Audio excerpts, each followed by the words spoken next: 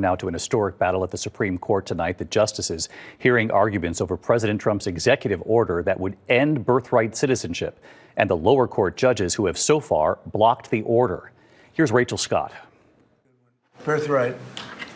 That's a big one. Tonight, the Supreme Court grappling with one of President Trump's most controversial moves, his day one executive order revoking the right to citizenship for every baby born in the United States. Just absolutely ridiculous, but we'll see. We have very good grounds. Federal judges in 3 states have ruled the ban on birthright citizenship violates the Constitution's 14th Amendment, issuing nationwide injunctions, blocking it from going into effect. The administration today arguing those nationwide injunctions are judicial overreach. We have the government racing from jurisdiction to jurisdiction, having to sort of clear the table in order to implement a new policy. Justice Samuel Alito sounding sympathetic. And the practical problem is that there are 680 district court judges, and they are dedicated and they are scholarly, and I'm not impugning their motives in any way, but sometimes they're wrong. But Justice Elena Kagan says the ban on birthright citizenship is different because all the courts seem to agree the ban is unconstitutional. This case is very different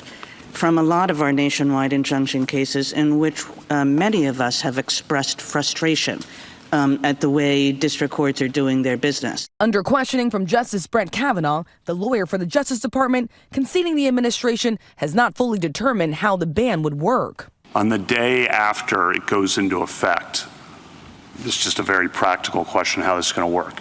What do hospitals do with a newborn? What do states do with a newborn? I don't think they do anything different. What the executive order says in Section 2 is that federal officials do not accept documents that have the wrong designation of citizenship from people who are subject to the executive order. How are they going to know that? The states can continue to, the federal officials will have to figure that out. How?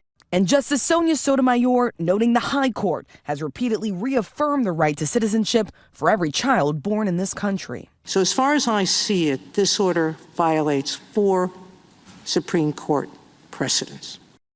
The majority of the justices on the bench appear skeptical of the president's executive order ending birthright citizenship, but conflicted on that central question of whether federal judges could issue those nationwide injunctions to block it, David. All right, Rachel Scott tonight. Rachel, thanks as always.